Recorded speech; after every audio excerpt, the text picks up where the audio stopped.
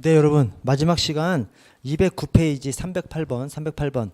자, 한국 경찰의 역사적 사실 시대순으로. 자, 그냥 기억부터 쫙 해볼게요. 기억, 사이버 테러 대응센터 2000년 Y2K 문제. 자, 니은의 경찰 서비스원장 윤세헌서죠. 경찰 윤리강령의 순서. 그래서 경찰헌장이 1991년 경찰법 제정하면서 경찰헌장 함께 제정했고요. 그 뒤에 DJ 이 김대중 선생이 집권하면서 경찰 저희 대통령 되면서 그때 윤리강령을 하나 이제 새로 만들었습니다. 그것이 경찰 서비스 원장입니다. 1998년. 자, 국수본부는 이번에 전면적으로 자치경찰 시행하면서 국수본부 신설됐죠. 그래서 우리가 수사권을 가져오려고 하는데, 야, 니네 수사권을 니네가 가져가면 니네 공룡 조직 되는 거 아니냐라고 해서 수사권을 가져오는 대신 자치경찰제를 받아들인 것이죠. 근데 누가 머리를 썼는지 저 자치경찰제가 아니라 무늬만 자치경찰제를 만들어 놨어요. 그래서 우리가 조직 뺏기지도 않으면서 수사권을 가져온 지금 그런 형국입니다. 그래서 자치경찰제 시행하고 수사권 조정하고 맞물린 겁니다. 그래서 2021년. 자, 경찰법 제정 완벽한 해인 1991년. 자, 제주 자치경찰단 설치, 영육이 자치 2006년 영육이 자치. 다음 페이지. 자, 경찰의 표상. 먼저 성산포 경찰서장 재직 시 이게 누구냐면 전 그래서 제주의 달, 이 문이 달이잖아. 선이 태양이 선이고 달이 문이잖아요. 제주의 달, 문. 제주가 나오면 문이 나옵니다. 문이. 그래서 문영순 선배님, 성산포 경찰서장 재직 시 계엄군의 예비 검속자. 그때는 예비 검속이라는 제도가 시행돼. 예비 검속이 뭐냐면 우리 뭐 잘못을 해야 구속을 하든 하는 거잖아요. 그때는 잘못을 할 것 같아. 그러면 구속하는 그런 제도가 있었던 거죠. 그걸 갖다 예비 검속입니다. 사상범에 있어서 뭔가 문제가 될 것 같아. 그러면 일단 구속하고 시작할 수 있었던 제도가 예비 검속 제도입니다. 그래서 계엄군이 예비 검속자를 총살해라라고 하는 명령에 부당함으로 불이행한다고 거부하고 주민들을 방면했습니다. 이 부당함으로 불이행, 이게 문현수 씨가 직접 그 명령장에다가 부당함으로 불이행해서 그냥 보내버렸습니다. 그냥 대단한 사람입니다. 상상을 초월하는 사람이죠. 이 문현수 씨가 독립운동가 출신이거든요. 그리고 인터넷에서 문영순 한번 검색 한번 해보세요. 옆에서 같이 사진 찍으면 다른 사람보다 이 머리가 하나 더 있어. 그러니까 기골이 장대한 독립운동가 출신이라서 아무도 이게 쉽게 대하지 못했던 그런 사람인 것이죠. 그래서 그 양반이 제주도에서 4.3 사태가 발생하니까 물론 이제 공산주의하고 우리 우익하고 이제 다투는 것인데 그냥 딱 공산주의자들만 검거해서 구속을 하든지 죽이면 안 되는데 우익도 엄청 죽었거든요. 뭐 경찰서장부터 시작해서 우익도 엄청 죽었어. 그러니까 아니 죽이려면 공산주의자들만 잡아서 죽이든지 그냥 선량한 시민들까지 엄청 잡아다가 엄청 죽여버렸어요. 그래서 조금이라도 의심되는 사람들 막 잡아들여. 그게 예비 검속입니다. 그러면 위에서 총살 명령이 내려오는 거예요. 거기다 대놓고 이 문영순 씨가 그 막 서슬 펄었던 그런 시절에 부당함으로 불이행하고 그냥 이행하지 않고 그 주민들 크게 2번이고 세세하게도 많이 그렇게 크게 2번 세세하게도 많이 그렇게 살려주신 분이 이 문영순 선배님이십니다. 자, 니은은 우리 경찰 영웅 관련해서 여성분은 이 안맥교 씨 하나만 나옵니다. 그래서 안창호 선생 조카. 1946년 5월 미 군정화 1기 여자 경찰 간부. 그래서 여성 하면 이 안맥교 씨밖에 없기 때문에 그냥 안맥교 씨입니다. 이분이 5.16 군사혁명 일어나니까 그냥 관두고 나가버렸죠. 근데 사실은 그때 꽉 찼었어. 이 정년이 이미 지났을 때예요. 그래서 정년이 이미 지나서 저 경찰 전문학교, 우리 경찰 인재개발원의 전신인 경찰 전문학교에서 교수요원으로 있었거든요. 근데 5.16 일어나니까 그냥 사표되고 그냥 나가버린, 군사정권에 협력할 수 없다라고 하고 사표내고 나가버리신 분이 안맥교 씨입니다. 디귿에 5.18 광주 민주화운동 당시 전남 도경국장, 시민에게 총을 겨누지 말라, 안병하 씨입니다. 여러분 우리 안병하 선배님이 이름이 딱 그래요. 안병하. 총을 내려놓으지 않습니까? 그래서 시민에게 총을 겨누지 마라 라고 얘기하신 분이 이 안병하 선배님이시고, 그때 목포 서장 하셨던 분이 이준규 선배님이시죠. 이준규. 오케이? 이준규. 안병하 도경국장의 지휘지침을 따라서 시민들을 살려주신 분이 이준규 선배님이십니다. 준규. 안병하 도경국장의 지침을 준수하신 분, 준규. 그렇게 좀 연상을 좀 시켜주시고요. 안병하, 총을 내려놔라. 이준규, 그 지휘지침을 따르신 분이에요. 그래서 이준규. 자, 리을에 엄청 유명한 이 나석주 열사죠. 나석주 열사. 임시정부 경무국 경원 및 의경대원으로 활동했고 1926년 식민수탈의 심장인 식산은행 동척에 폭탄을 투척하신 분.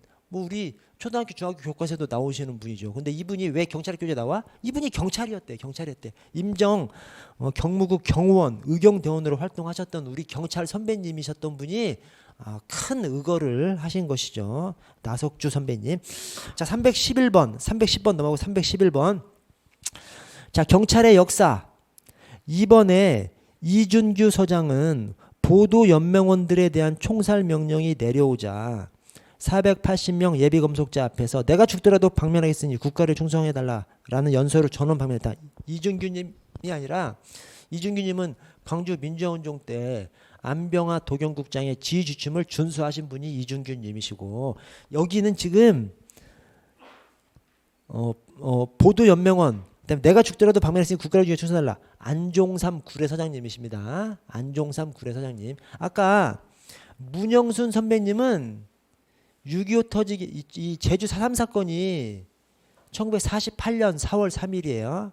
그래서 이 문영순 선배님이 조금 앞이고, 이 안종삼 선배님의 이 국민들 살려주신 것은 6.25 난 다음이에요. 6.25 난 다음에. 그래서 그때 당시에 보도연맹원, 이 보도연맹이라는 것을 꾸린 거, 이게 뭐냐면 사상적으로 문제가 있는 사람들을 보도연맹, 뭐 어떤 단체 같은데, 그러니까 단체라고는 하는데 실상은 단체가 아니라 명단을 관리한 것이죠.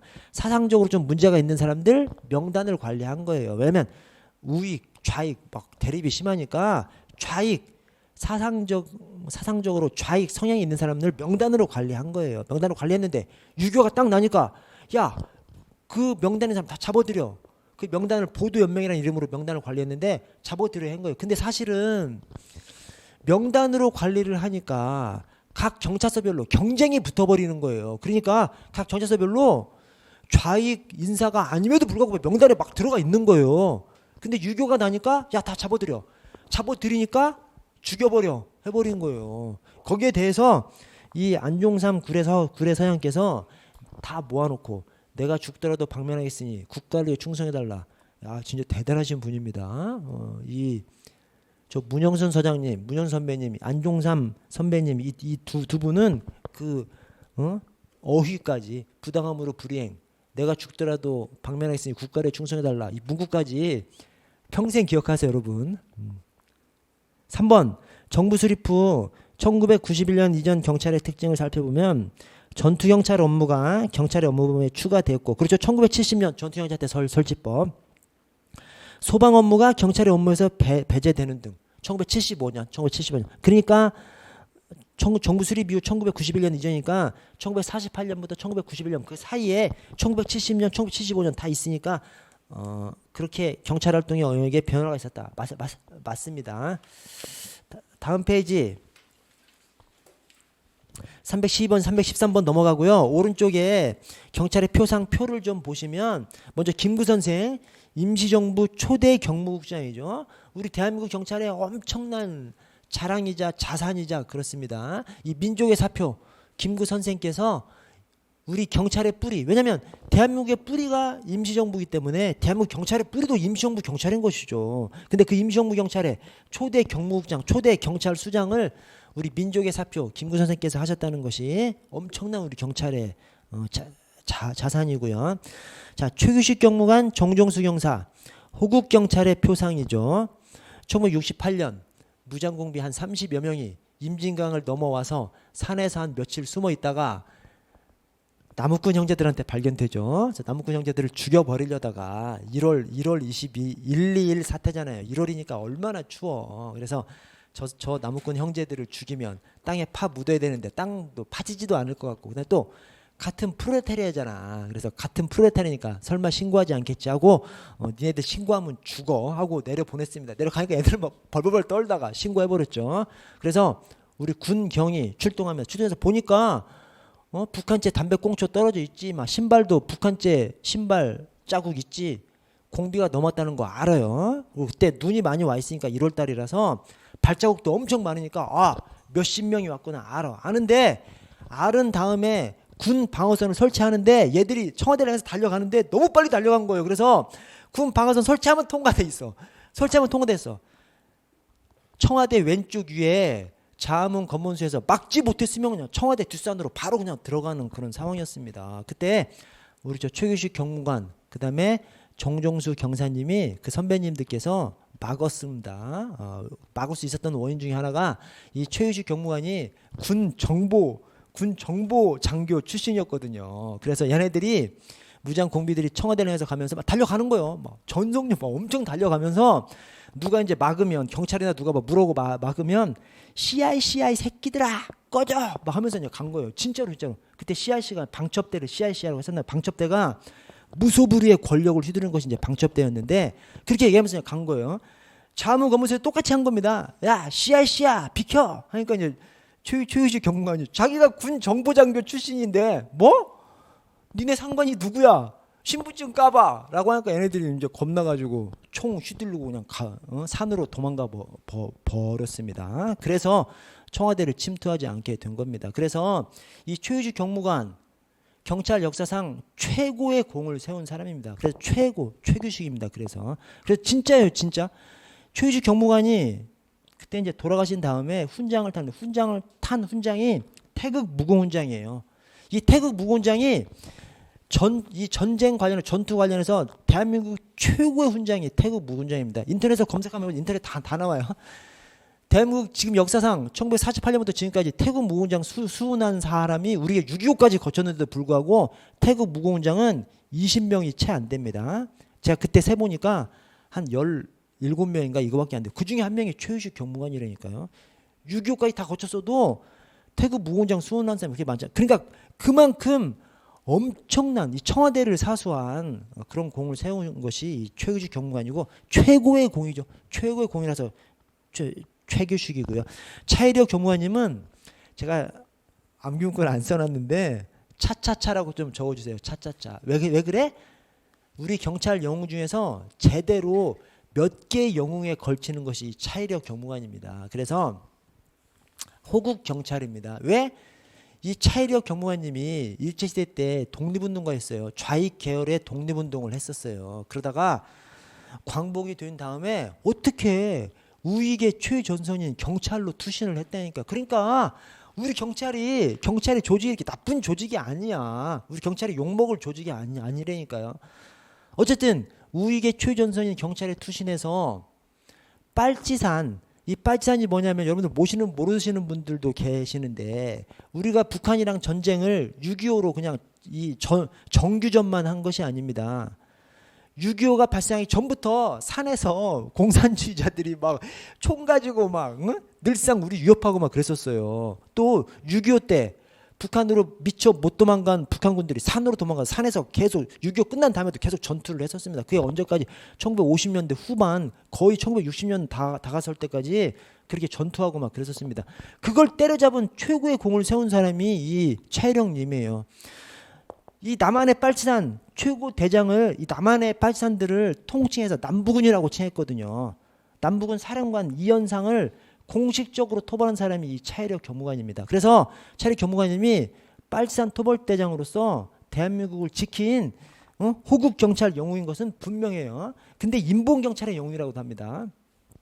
이거는 그 민주당 이부영 국회의원이 직접 신문에 기고한 내용입니다. 자기가 그 빨치산들의 후예들이 자기 선조들을 불쌍하게 막 산에서 싸우다가 돌아가신 자기 선조들 이 빨치산들 제사를 모여서 막 지내는 거예요. 거기를 이부영 씨가 초대받아서 참석을 했더니 그 파티산의 후예들이 막 깃발들 막 들으면서 선조들 이 빨치산들의 원혼을 위로해 주는 거예요. 근데 그 깃발들 안에 빨치산들 이름 말고 빨치산이 아닌 사람 이름이 하나 들어가 있는 거예요. 차이력 이름이 들어가 있어요. 아니 빨치산의 후예들이 빨치산 토벌대장 제사를 지내주고 있는 거예요. 왜 그래?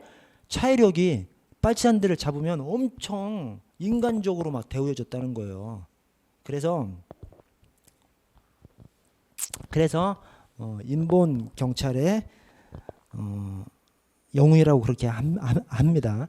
이 빨치산들이 차이력한테 잡히면, 그러니까 다른 사람들이 잡으면 막 때려 죽이고 막 귀 자르고 막 그러는데 차이력한테 잡히면 차이력이 밥 주고 막 위로해 주고 좋은 말 해주고, 그러니까 거기 감화돼가지고 이 사람이 빨치산들이 차이력한테 잡히면, 차이력 부대한테 잡히면 경찰로 전향을 해버려가지고 다시 빨치산들이랑 싸우러 가는 겁니다. 그렇게 하신 분이 이 차이력님이에요. 그래서 인본경찰의 영웅이라고 하고요. 또 문화경찰의 표상이라고도 합니다. 그때 빨치산 토벌 작전을 할 때 빨치산들이 자꾸 이제 절에 숨어 들어가서 절에서 자기도 하고 절에서 막 음식물도 먹고 하니까 군에서 절들 다 태워버리라고 명령을 합니다. 그때 차이력님이 한 얘기가 있어요. 절을 태워버리는 데에는 한나절이면 족하지만 그 절을 새로 짓는 데에는 천년의 세월로도 부족하다라고 하면서 절을 불태우지 않고 야 문짝 뜯어와. 그래서 문짝만 태우고 절은 안 태워버린. 그래서 절이 살아 있게 만든 것이 차이력입니다. 그래서 화엄사 입구에 가면 차이력 공적비가 있어요. 이 절들에서 하여튼 차이력님 엄청 대단하게 생각합니다. 그리고 우리 저 국창 임방울 선생이 있어요. 남자입니다, 남자. 남자인데 그분이 하여튼 판소리 엄청 대가인데 이 국창이란 뜻이 국가적인 명창이란 뜻입니다. 국가적인 명창 임방울 선생의 저 광주에 이제 국창 임방울 재단도 있어요. 거기 가시면 임방울 선생께서 직접 판소리하는 거 이렇게 들으실 수가 있거든요. 그거 녹음한 사람이 누구야? 차이력. 이 국창 임방울 선생께서 막 엄청나게 그때 그냥 판소리 잘하기만 하는 것이 아니라 엄청난 인기 히트를 쳐요. 뭐 하여튼 엄청나게 히트를 치는데 이 사람이 이승만 대통령이 와서 노래 좀 하라 그래도 안 가. 이 정치인들하고 하여튼 권력을 두려워하지 않는 사람인 것이죠. 근데 차이력이랑 엄청 친하고 차이력이랑 날마다 놀러 다녀 함께. 차이력님이 국장 임방울 선생님이 판소리한 걸 다 녹음한 거예요. 녹음. 그 녹음 진본이 차이력님이 가지고 있다니. 그래서 차이력님 돌아가신 다음에 한참 있다가 유품 정리하려다 보니까 거기 막 이 판소리 녹음 진본이 엄청 있어서 차이력 가족이 그걸 가지고 있다가 나중에 국창 임방울 재단에다 기증해가지고 임방울 재단에서 가지고 있는 판소리 진본 녹음본 다 차이력님이 녹음한 겁니다. 그래서 이 차이력님을 문화재를 지켜낸 문화경찰의 표상이라고도 합니다. 우리 경찰 출신 중에서 유일하게 문화훈장을 수훈하신 분이 사후에 수훈하셨죠. 문화훈장 탄 유일한 사람이 이 차이력님입니다. 그래서 차이력님에 대해서는 호국경찰, 인본경찰, 문화경찰의 표상이다 이렇게 얘기하고요. 자, 안병하 치안감님 아까 봤죠? 광주 민주화운동 때 시민에게 시민에게 총을 겨누지 말라. 안병하, 총을 내려놔라. 그 지휘침을 따른 사람이 목포서장 이준규, 안병하 도경국장의 지휘지침을 준수하신 분이죠. 이준규 목포서장.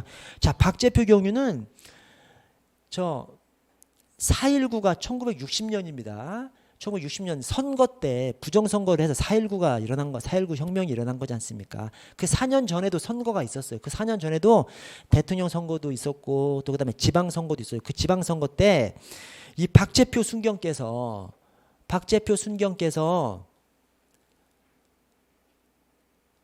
이 투표함을 이송시키는 그 업무에 배치가 돼서 거기에 배정이 됐어요. 배정됐는데 그래서 투표함이 실린 차 안에서 이제 박재표 순경이 타고 있었어요. 타고 있었는데 차가 한참 가다가 차가 멈추는 거야. 차가 멈추더니 경찰관들이 막 와가지고 고장났다는 거예요. 그러면서 사람들한테 고장났으니까 고치려면 좀 시간이 좀 걸리니까 여기 옆에 가서 막걸리라도 한잔 하고 가자. 뭐 그렇게 해가지고 사람들이 가서 막걸리 마시고 있는 사이에 우리 경찰관들이 투표함을 바꿔친 거예요. 그러니까 경찰이 이승만 정권의 사주를 받아가지고 투표 한 바꿔쳐가지고 그걸로 그냥 해서 원래 당선되지 말아야 할 사람이 당선된 거. 이것이 전국적으로 자행된 것이죠. 이게 정읍경찰서인데 이 박재표 순경이 분개해가지고 다음날 서울 올라가가지고 양심선언 해봐 저기 동아일보, 조선일보 기자들 모아놓고 양심선언 해버렸습니다. 이 양반 잘리고 징역형 살았어요. 근데 이 양반이 이제 살아난 것이 4년 뒤에 4.19가 나잖아. 4.19 때문에 4.19 지난 다음에 4.19 전에 이 양반 구속돼가지고 징역 1년 6개월인가 2년인가 살았어요. 살았는데 4.19 나서 이제 복직이 됐죠. 복직되고 몇 년 근무하다가 관두고 저 동아일보에서 이제 이 사람 채용해가지고 뭐 경비 업무도 하고 뭐 사무 업무도 하시다가 평생 그렇게 하신 분입니다. 이분이 그러니까 부정선거를 폭로한 최초의 경찰관인 것이죠. 부정선거를 폭로한 최초의 경찰관 박재표 경위. 다음 페이지 넘어가시면 올해 경관시험에 이 경찰 영웅들이 출제가 됐는데 여기에 답안에 박재표 경위가 있어요. 근데 지문을 보면 다는 전부 다 555야. 그러니까 박재표 경위 때문에 틀리게 만들지는 않고 다만 이 출제자의 의도가 있었던 거죠. 뭐냐? 경찰관들 또는 경찰이 되려고 하는 사람들 박재표 경위를 좀 알아라 라는 측면에서 출제를 좀 한 것이 박재표 경위입니다. 최초의 부정선거 폭로자. 자, 315번도 넘어가고요. 316번 넘어가고 여러분 319번 볼게요. 319번 비경찰론으로 넘어가겠습니다. 여러분 비경찰론. 자 319번 여러분 저 좀 더 할게요. 저기 정각까지 하도록 하겠습니다. 뭐 15분밖에 안 남았으니까 힘내십시오. 자, 비경찰론 먼저 319번 민주주의와 경찰제도의 관련성. 자, 1번 경찰제도의 주요 모형으로 분권화, 집권화, 절충형, 분권형, 집권형, 절충형 체제가 있습니다. 자, 3번에 민주국가에서는 분권화, 비민주국가에서는 집권화 체제를 택합니까? 우리나라가 집권형이죠? 우리나라만 집권형이에요? 프랑스도 집권형입니다. 프랑스가 비민주국가입니까? 완전한 민주주의 국가죠. 그래서 이 민주국가냐 비민주국가냐 이거랑은 상관이 없어요. 지식적인 상관이 없습니다. 그냥 각국의 특성, 각국의 역사, 특성에 따라서 선택하는 그런 제도입니다. 그래서 분권형이냐 집권형이냐 절충형이냐 그냥 각국의 선택, 각국의 역사, 선택의 문제다. 뭐 민주국가에서는 분권화, 비민주국가에서는 집권화 이런 식으로 성립하지 않는다라고 생각을 해주시고요. 자 대신 분권형인지 집권형인지 절충형인지 좀 아셔야 됩니다. 뭐냐면 그냥 외우시면 돼요. 분권형 미케 베네스 이렇게 외워주시고 그다음에 집권형 함프리리 덴데핀 우리 한국하고 프랑스가 들어가죠. 함프리리 덴데핀. 절충형이 영일 호브독입니다. 영일 호브독. 여러분 우리가 주로 배우는 것이 영미 독프를 주요 배우잖아요. 영미 독프 2를 주로 배우죠. 뭐 일본은 그냥 절충형이고. 자 여러분 영미하고 독프가 어떤 전통이 있어요. 뭐냐면 영미는 자치의 전통이죠. 독프는 국가 경찰의 전통입니다. 영미는 자치 경찰의 전통. 독프는 국가 경찰의 전통이에요. 그래서 영미는 어떻게 경찰 제도가 발전하냐면 영국도 뭐 10인조, 100인조, 그다음에 샤이어. 그래서 100인조의 수장이 컨스터블, 샤이어의 수장이 셰리프. 자치지 않습니까? 자치. 니들 알아서 니들은 네가 지켜요. 미국도 마찬가지입니다. 유럽 사람들이 미국을 도망가서 니들은 네가 지켜 알아서 그냥 지키는 거예요. 대신 영국이건 미국이건 나라가 좀 부유해졌을 때 야 이제부터 치안도 우리가 좀 담당해야 돼라는 사상이 생기면서 치안을 조금씩 담당하는 거죠. 그래서 원래 자치 국민들이 그냥 알아서 치안을 담당했던 것을 야 이제부터 우리가 좀 할게. 우리가 뭘 좀 도와주면 돼. 경찰 하나씩 배치할까? 도둑놈 잡는 것만 우리가 좀 해줄까? 이런 식으로 기능을 하나씩 추가시킨 것이 영미의 전통입니다. 대륙법계는 국가가 쫙 눌러버려요. 그냥 국가가 그냥 맘대로 쫙 눌러버려가지고 경찰도 그냥 국가가 그냥 쫙 눌러버려서 하는 것이 대륙법계의 전통입니다. 국가가 너무 누르니까 국가로부터 간섭을 받지 않으려고 하는 경찰 개념을 이건 빼고 또 저것도 빼고 이렇게 조금씩 축소해 나가는 것이 대륙법계의 경찰 개념이죠. 자 그래서 원래 영미는 자치경찰의 전통이니까 분권이죠, 분권. 오케이? 독프는 국가경찰의 전통이니까 집권이에요, 집권. 그런데 영미에서 미국은 분권형인데 미케 베네스 분권형인데 영국은 절충형이에요. 왜 그래? 영국이 1964년 경찰법을 제정하면서 뭐가 있어요? 이 내무장관의 존재가 있어요. 내무부 장관을 권한을 엄청 키워놨어요. 그래서 영국은 치안의 최종 책임자가 내무부 장관입니다. 그래서 영국은 기본적으로 자치경찰로 돌아가. 근데 내무부 장관의 존재가 있기 때문에 절충형이라고 얘기합니다. 미국은 완전히 분권형이고 미국은 분권형, 영국은 절충형. 자, 독일, 프랑스는 국가경찰의 전통이니까 다 집권형일 것 같아. 근데 프랑스는 집권형인데 함프리리 덴데핀. 독일은 절충형이에요. 독일은 왜 절충형이야?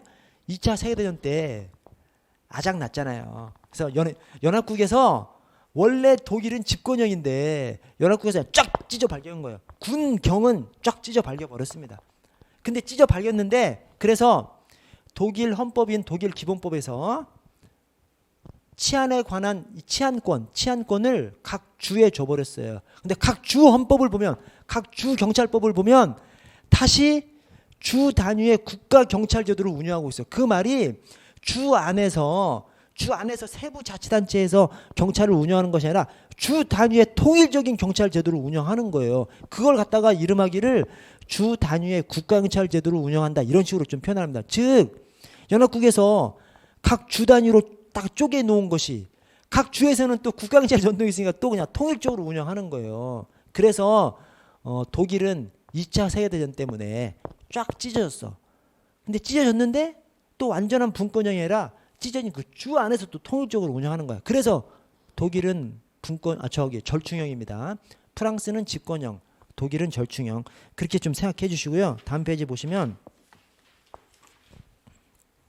320번 집권화 경찰 제도. 1번 대표적인 국가로 프랑스를 들 수 있죠. 함프리리 덴데핀. 자, 3번에 집권화된 경찰 제도는 전체주의 국가에서만 특징적으로 나타난다. 말이 안 되죠. 프랑스가 집권형인데 프랑스는 세계적으로 가장 민주화된 국가 중에 하나이기 때문에 그래서 이 집권형이냐 분권형이냐 절충형이냐는 그냥 각국의 역사와 특성에 따른 것이지 뭐 민주국가냐 비민주국가냐 독재국가냐 그런 거랑은 상관이 없습니다. 자, 4번에 경찰력이 중앙정부의 직접적인 통제 하에 있지만 이러한 중앙 집권에 된 경찰 체제가 민주적 이념과 대립되는 것은 아니다. 그래서 이런 겁니다. 이런 거. 집권형이라고 해서 비민주국가는 아닌 거예요. 그냥 각국의 역사와 전통에 따라서 선택하는 그런 것이다. 자, 321번 외국 경찰 제도에 대한 설명으로 옳지 않은 것은 1번 영국 분권화 집권화 체제가 혼재되어 있다. 그래서 절충형이 영일 호부독이잖아요. 왜 그래? 내무장관 때문에. 내무장관 때문에. 영국은 원래 자치경찰의 전통이고 지금도 자치경찰로 운영이 되고 있지만 내무장관의 존재 때문에 완전한 분권형이다라고 말하기는 좀 그런. 그래서 분권화 집권화 체제가 혼재되어 있는 절충형이고요.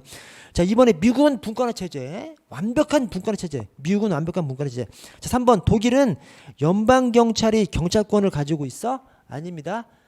독일은 주정부가 경찰권을 가지고 있는 절충형입니다. 주정부가 경찰권을 가지고 있는. 그래서 누가 그렇게 말했어? 연합국에서 독일이 패망한 다음에 연합국에서 군대하고 경찰을 그냥 쫙쫙 찢어놓은 것이죠. 그래서 더 이상 옛날 그 군국주의 이런 것을 발휘하지 못하도록 군경을 쫙쫙 찢어놨습니다. 그래서 경찰권은 주 정부로 쫙쫙 찢어놓은 것이죠. 4번에 프랑스 대표적인 집권화 체제 맞고요. 322번 경찰제도 세 가지 패러다임. 4번에 통합형 경찰제도는 여러분 통합형이 절충형이에요. 자, 통합형 절충형 경찰제도는 집권화 경찰제도에 비해서 더 능률적이야? 아니 이게 뭔 말이냐면 꼭 뭐 민주정부, 비민주정부 이것을 얘기하는 것이 아니라 그냥 통상적으로 상식적으로 비교해 봤을 때 절충형이 집권화보다는 더 민주적이죠. 또 분권화보다는 더 능률적이지. 왜냐? 집권이 능률성이고 분권이 민주성이잖아요. 그래서 절충형은 집권보다 더 능률적인 수는 없는 거죠. 집권보다 민주적이고 분권보다 더 민주적일 수는 없고 분권보다는 더 능률적이죠. 그래서 반대로 적어놔서 틀렸습니다. 323번 이제 영국으로 들어가 보시면요. 자, 1번에 앵글로 섹슨 시대, 이거 고대를 말합니다. 고대. 자, 고대 앵글로 섹슨 시대에는 집단 안전체제로 10인조라는 치안 유지제도가 있었습니다. 그래서 10인조, 100인조, 샤이어가 있죠. 10인조가 10개 모여서 100인조, 100인조가 여러 개 모여서 샤이어. 그래서 100인조의 장이 컨스터블, 샤이어의 장이 샤이어 리브에서 시작해서 샤이어 리브, 셰리프가 된 것이죠. 그래서 10인조의 장 이름은 없습니다. 100인조의 장 컨스터블, 샤이어의 장 셰리프 이렇게 되고요. 이번에 프랭크 플래지 제도는 이게 이제 영국의 고대부터 시작해서 중세까지 이어온 제도인데 집단 책임 제도예요. 연대 책임 제도, 집단 책임 제도. 그래서 한 마을에서 어떤 사건이 벌어져. 그럼 마을 사람 전체가 책임지는 것이죠. 그래서 어떤 한 마을 사람이 다른 마을 사람을 뭐 두드려 패. 그럼 그 마을 사람 전체한테 세금을 부과하고 막 이런 식으로 집단 연대 책임을 지게끔 함으로써 자기들끼리 그러면 누군가가 범죄 저지르지 못하게 막을 거 아니에요. 저 사람이 범죄 저지르면 저 사람만 처벌되는 것이 아니라 우리까지 처벌되기 때문에 그래서 집단 책임제도, 연대 책임제도가 이 프랭크 플래지 제도입니다. 그래서 프랭크 플래지 제도는 집단 안전체제, 고대부터 중세에 이르기까지 집단 안전체제. 자, 4번에 범죄를 개인이나 집단이 아닌 국가가 처벌해야 한다는 개념이 출현한 것이 로마 정복시대 저 고대를 얘기하는 것이고 중세의 시작이라고 하는 노르만 정복시대입니다. 노르만 정복시대 헨리 법전이죠. 헨리 법전을 통해서 얘네는 완전 자치의 전통이었는데 처벌은 국가가 해야 되는 거 아니야? 이런 개념이 도입된 것이 이 노르만 정복시대의 헨리 법전에서 나타나 있습니다. 324번. 자, 고대 중세 영국 경찰. 1번에 10인조합이 모여서 100인조합. 그 100인조합 관리를 위해서 이 샤이어 리브가 아니라 100인조합 관리해서 컨스터블이죠. 컨스터블. 100인조합이 여러 개 모인 샤이어를 관리하게 하기 위해서 샤이어 리브, 셰리프 그것을 임명하게 되고 100인 조합은 컨스터블입니다. 컨스터블인데 샤이어 리브, 셰리프를 적어놔서 틀렸고요. 자, 4번에 각 샤이어 또는 카운티의 치안 유지자 제도는 1327년 치안 판사법에 의해서 제정되었고 1361년 치안 판사법은 치안 유지자에게 판사의 직함을 부여했습니다. 그래서 영국, 프랑스는 치안 판사라는 제도가 있습니다. 이 치안 판사. 자, 영국의 이 치안 판사는 그러니까 판사가 치안에 대해서 경찰을 막 지휘하는 것이 어떤 사건이 났어. 판사한테 허락을 받되 판사가 막 지휘까지 할 수 있게끔 하는 것이죠. 자, 이 치안 판사 월급 받아요? 월급 받지 않습니다. 영국은 자치 경찰의 전통이잖아요. 그래서 영국에서 제대로 월급 주면서 직업 경찰관으로 그렇게 하는 것은 저 뒤에 보호가의 주자들이나 또는 수도 경찰청 들어설 때 비로소 직업 경찰관 월급을 받으면서 하는 그런 근대 경찰관, 직업 경찰관 그것은 보호가의 주자들이나 수도 경찰청 창설돼야 비로소 나타납니다. 그래서 여기 뭐 컨스터블이나 샤이어나 컨스터블이나 셰리프나 또는 뭐 치안 판사나 이런 사람들 다 무급 원칙입니다. 무급 원칙. 그래서 산업혁명이 일어나니까 이제 무급 원칙이 맞지가 않는 거죠. 왜? 내가 공장 가서 일하면 엄청 돈을 받는데 그 시간을 치안에다가 쏟을 돈도 안 받고 치안에다 쏟을 수가 없는 것이죠. 그래서 산업혁명 뒤에 이 보호가의 주자들이라든가 또는 수도경찰청 창설될 때는 월급 제대로 주면서 직업경찰관으로 발전하게 되죠. 그 전에는 무급 원칙이고요. 무급 원칙. 다음 페이지 325번 영국의 중세경찰. 자, 영국 중세경찰을 나타내는 법전이 두 개가 있어요. 하나가 헨리 법전이고 하나가 윈체스터 법령입니다. 근데 헨리 법전이 1116년이에요. 두 번째 2번의 헨리 법전이 1116년 1116. 윈체스터 법령이 1285년입니다. 그러니까 헨리 법전이 훨씬 앞서요. 그래서 헨리 법전이 나타낸 그 시기를 중세라고 하기도 하고 중세 이전이라고 그냥 고대라고 하기도 해요. 좀 견해 다툼이 있습니다. 근데 어쨌든 자 2번을 먼저 볼게요. 자 헨리 법전에서 둘째 줄 범죄를 개인이나 집단이 아닌 국가가 처벌해야 한다는 사상이 대두됐다. 원래는 영국은 자치 경찰의 전통입니다. 그래서 치안을 유지하는 것도 그다음에 나쁜 짓을 한 사람 처벌하는 것도 그냥 자치 그냥 주민들이 그냥 알아서 처리하는 것을 그냥 원칙으로 했었어요. 그러다가 이 헨리 법전을 통해서 이 중세가 시작하면서 헨리 법전을 통해서 형사 처벌만큼은 국가가 좀 해야 하는 거 아니냐. 그런 이제 사고가 대두된 것이고 그런 사고가 법령에 나타나는 것이 이제 헨리 법전이고요. 자, 1번의 윈체스터 법령은 그동안의 치안 전통을 법령화시킨 것이 윈체스터 법령입니다. 그래서 윈체스터 법령이 중세를 대표하는 법령이에요. 이 윈체스터 법령이 언제까지가 수도경찰청 창설할 때까지 이제 가는 겁니다. 윈체스터 법령을 쓰는 겁니다. 그래서 윈체스터 법령은 노르만 침공과 1829년 수도경찰청법 사이에 거의 유일하게 존재하는 경찰활동을 규율하는 법령으로서 중요성을 가진다. 그래서 중세를 통틀어서 그냥 규율했던 법령이 이 윈체스터 법령입니다. 3번에 로버트 필경은 중세 도시에 야경인 제도를 도입했어? 로버트 필이 언제 사람인데 수도경찰청 창설한 사람인데 그래서 중세 도시에 야경인 제도를 도입한 것은 그것이 이제 윈체스터 법령입니다. 여기서 야경인이 뭐요? 컨스터블을 도와서 야경인, 야간에 지키는 사람들. 그래서 야경인 주민들 중에서 주민들 중에서 일정한 사람들을 뽑아서 돌아가면서 밤에 순찰 돌고 이렇게 하게끔 만들어 놓은 것이 이제 야경인 제도입니다. 그런데 그 중세 때에는 컨스터블을 도와주는 야경인이건 다 무급입니다. 무급. 돈을 주는 것이 아니에요. 자, 아래 326번.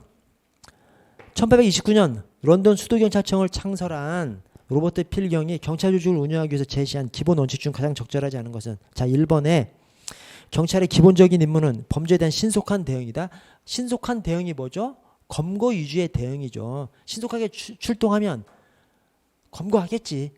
근데 로버트 필경이 얘기한 것은 검거 위주가 아니라 예방 위주입니다. 그러니까 로버트 필경이 지금으로부터 200년 전에 오늘날의 지역사회 경찰활동을 얘기한 것이 로버트 필경입니다. 그러니까 이 사상적인 수준이 굉장한 혁명가적인 생각을 가지고 있는 선구자인 거죠. 엄청난 선구자인 것이죠. 그래서 로버트 필은 오늘날 지역사회 경찰활동에서 말하는 그 얘기를 하고 있는 사람이 이 로버트 필입니다. 그래서 여기 범죄에 대한 신속한 대응, 검거 위주의 경찰활동을 얘기하지 않고 예방 위주의 경찰활동을 얘기한 사람이 로버트 필입니다. 그래서 틀렸습니다. 자, 아래 해설에 로버트 필경의 9가지 경찰 원칙을 한번 보시면요. 자, 1번 중간에 범죄와 무질서를 예방하는 것이 기본 책임이래. 이게 오늘날 지역사회 경찰활동 그거 딱 들으면 우리 경찰들이 딱 그걸 들으면요. 막 좀 언밸런스한 느낌을 받아요. 경찰이 뭐 잡으면 되는 거지. 뭐 예방은 뭐 눈에 보이는 것이 아니니까. 근데 200년 전에 예방을 주창하는 것은 진짜 대단한 선구자입니다. 대단한 선구자. 그래서 하여튼 로버트 필은 검거가 아니라 예방이 주 임무다라고 얘기한 사람이고 자 2번에 임무를 수행하기 위해 필요한 힘은 시민의 지지와 승인 및 존경에 전적으로 의존한다. 그래서 시민과의 협력, 시민과의 소통을 주장한 사람이 이 로버트 필이고요. 자 오른쪽에 5번에 시민의 지지와 승인은 결코 여론에 영합해서 얻어지는 것이 아니라 지속적으로 공정하고 치우침 없는 법 집행을 통해서 확보된다. 진짜 좋은 말입니다, 여러분. 진짜 좋은 말이에요. 국민한테 인기 얻으려고 막 여경들 출연시켜가지고 막 춤추게 만들고 막 그런 거 해가지고 옛날에 짤 엄청 돌리고 그랬지 않습니까? 엄청 욕먹으니까 이제 안 하더라고. 그런데 그렇게 해서 국민들의 신뢰를 확보하는 것이 아니죠. 지속적으로 공정하게 법 집행을 해야 돼. 그래서 여러분 여기에 영국 경찰이 전 세계적으로 가장 존경받는 경찰 중에 하나입니다. 권한도 가장 세요. 영국의 검찰청이 있는데 영국 검찰청은 1985년도에 생겼어요. 검찰청 생기기 전까지는 경찰이 기소까지 다 했어요. 기소권까지 담당하는 것이 경찰입니다. 검찰청 생긴 다음에는 기소는 검사가 하고 수사는 전적으로 경찰이 합니다. 왜? 국민들이 경찰을 신뢰하니까. 영국 검사는 수사 안 해요. 영우 검사는 수사 안 합니다. 그냥 완전 단순한 기소기관이에요. 엄청난 강력한 경찰이 영국 경찰입니다. 왜 이렇게 강력해? 국민들이 엄청 신뢰하니까 그래요. 영국 경찰이 친절한가요? 친절하지 않습니다. 영국 경찰이 무뚝뚝한 경찰로 소문나 있죠. 근데 영국 경찰의 특징이 걸리면 절대로 안 봐줘. 영국 경찰은 특히 뭐 장관, 차관 아주 사소한 교통법규 위반해서 걸려. 장관이고 총리고 뭐 필요 없어. 무조건 딱지 끊어. 국민들 걸려. 무조건 끊어. 그러니까 제가 경찰하면서 우리 경찰들이 그런 말 많이 하거든요. 막 딱지 끊고 막 하는 것들 하지 말자고 많이 해요. 왜? 딱지 끊으면 국민들이 싫어하니까. 저는 반대 생각이거든요. 아니 그러면 딱지 안 끊으면 계속 위반하게 놔둬? 제가 이거 시골 파출소장 한번 해보세요. 주민들이 맨날 무당당하다가 죽어버려. 시골 주민들 불쌍하니까 딱지 안 끊잖아요. 딱지 안 끊으니까 그냥 무당이다 한다니까요. 죽어버려. 국민들 불쌍해서 단속하지 않잖아요. 위반하다가 죽어버려. 죽으라고 단속 안 합니까? 단속한다고 해서 국민들이 싫어하는 것이 아니에요. 우리 경찰들 이런 생각 가지고 있다니까. 야, 단속하면 싫어하는데 뭐하러 단속해? 근데 여러분, 단속하라고 경찰이 있는 거죠. 영국 경찰은 단속한다니까. 무조건 단속해버려. 대신 누구는 봐주고 누구는 안 봐주고 그렇게 안 하는 거죠. 장관이건 총리건 걸리면 무조건 단속해버려. 무조건 단속해도 국민들은 영국 경찰을 엄청 신뢰하는 거예요. 왜? 나만 단속하는 것이라 다 단속하거든. 그게 이 로버트 필이 말한 겁니다. 지속적으로 공정하고 치우침 없는 법 수행을 하면 장기적으로 쌓으면 당연히 국민들이 신뢰하게 된다라고 로버트 필이 얘기한 것이고요. 자, 6번에 경찰의 물리력은 설득과 조언, 경고가 통하지 않을 때에만 아래 필요 최소한의 정도에 그쳐야 한다. 그래서 경찰의 물리력 행사를 필요할 때만 최소한도로 국민의 인권 측면에서 얘기했고요. 7번에 경찰이고 시민이고 시민이고 경찰이라는 인식을 바탕으로 협력관계를 유지해야 된다. 경찰이 시민이고 시민이 경찰이 이게 무슨 뜻이에요? 경찰이 시민이고 경찰이 시민 고문하거나 그러면 안 되겠죠. 왜? 야, 너도 시민이야. 똑같 네 편이야. 시민이 네 편인 거예요. 그래서 경찰은 시민을 단순히 공공적 행사의 대상으로만 생각하지 말고 같은 편이라는 것을 생각해야 되는 것이죠. 그래서 경찰이 시민을 괴롭히면 안 되는 것이죠. 시민이 곧 경찰이다. 치안 업무를 경찰 혼자 하는 것이 아니죠. 시민이 곧 경찰이다. 시민도 치안 임무를 함께 해줘야 되는 겁니다. 그래서 시민이 경찰을 밀어내면 안 되고 경찰이 업무를 하고 있으면 시민이 협조를 해줘야 된다는 것이 곧 시민이 곧 경찰이다 이 표현인 거죠. 그래서 경찰이고 시민이고 시민이고 경찰이다 이 말은 경찰과 시민이 소통해서 서로 협력해야 된다 그런 내용을 담고 있는 것이고요. 자, 8번에 경찰은 법 집행자로서 역할해야 함을 명심하고 유무죄를 판단해 처벌하는 법관의 권한을 행사하는 것처럼 보여서는 안 된다. 이게 뭐예요? 절제력 있는 경찰력을 행사하라는 거예요. 즉 경찰이 범인 잡아 엄청 막 나무래고 꾸짖고 막 그럴 필요가 없다는 거예요. 경찰은 그냥 검거해서 절제력 있게 그냥 검거해. 무뚝뚝하게 그냥 조서 꾸며서 기소 붙이시도록 검찰에 넘겨버리면 되는 거예요. 처벌은 누가 해? 판사가 해야지. 판사가 꾸짖고 판사가 형량을 매기고 판사가 해야지. 우리 경찰은 재판 단계로 집어넣기만 하면 되는 겁니다. 그래서 절제력 있는 경찰권을 행사하라는 것이죠. 국민들하고 막 흥분해서 하지 말고 절제력 있게 평정심을 유지한 상태에서 공권력을 행사해야 한다는 것이 이 얘기고요. 9번에 경찰의 효율성은 범죄 무질서의 감소 부재. 범죄 무질서 감소 부재가 범죄 예방이죠. 거기에 있는 것이지 범죄 무질서를 진압하는 가시적인 모습을 인정받는 것은 아니다. 이게 반대로 서술하면 그럴듯해. 그러나 머릿속에 꼭 담고 있어야 됩니다. 로버트 필은 예방 위주의 활동을 강조했습니다. 그래서 범죄 무질서를 진압하는 가시적인 모습으로 인정받는 것이 아니라 범죄 무질서가 감소, 부재, 즉 범죄 예방으로서 인정받는 것이다 라고 얘기한 사람이 로버트 필이고요. 자, 그 밑에 지지층을 보시면 1번 경찰은 군대식으로 조직돼야 된다. 이 말이 경찰이 규를 갖춰야 한다고 합니다. 그래서 이 로버트 필은 경찰을 또 경찰 하나하나를 굉장히 중요한 존재로 봤습니다. 그래서 경찰 한 사람 한 사람이 요원으로서 대우를 받아야 되고 또 경찰은 규율이 있는 조직으로 움직여야 된다고 그렇게 봤습니다. 그래서 군대식으로 조직돼야 한다는 것이 규율이 있어야 된다는 것이고 그다음에 정부 통제를 받는다. 경찰이 강력한 권한을 행사하기 때문에 정부 통제를 받는다. 통제받지 않는 권력은 부패하기 마련이기 때문에 그래서 정부 통제를 받아야 되고요. 3번에 범죄 부재 예방, 범죄 부재를 강조했고요. 4번에 범죄 발생 사항은 반드시 전파돼야 된다. 왜? 전파되어야 다른 경찰 기관이 검거할 수 있고 전파되어야 국민이 범죄를 조심할 수 있죠. 그래서 후진국일수록 꼭 이 전파를 두려워하죠. 후진국일수록 막 정보를 가지고 있으면 그걸 그냥 공무원들끼리만 정보를 가지려고 엄청 하는데 그러지 말고 범죄 정보는 전파해라 라고 한 것이 로버트 필이고요. 5번에 경찰력을 시기별 또는 지역별로 전개 배치하는 것이 필요하다. 왜냐?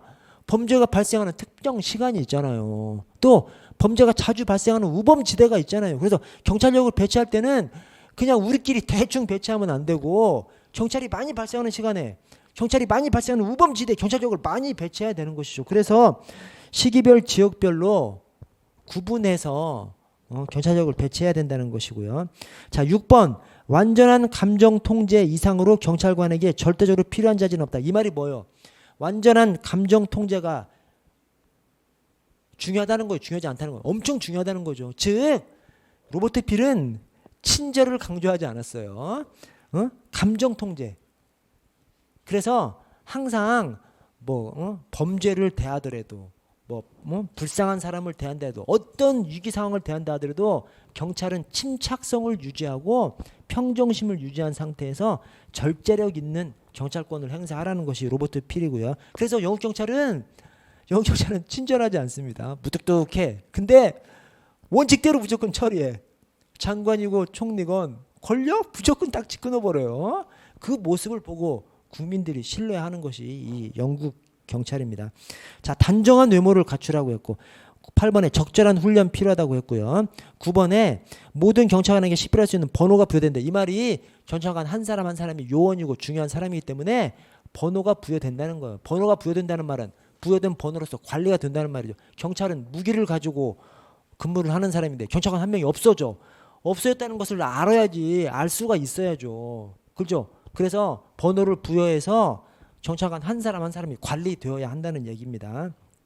10번에 경찰서는 시내 중심지에 위치해야 되고요. 시내 중심지에 위치해야 시민들이 자주 이용할 수 있는 것이죠. 자, 11번 경찰은 반드시 15기간을 거친 후에 채용된다. 15기간을 거쳐야 된다는 것이 자질이 없는 사람은 잘라내야 된다는 말이죠. 왜? 경찰이 그만큼 중요하니까.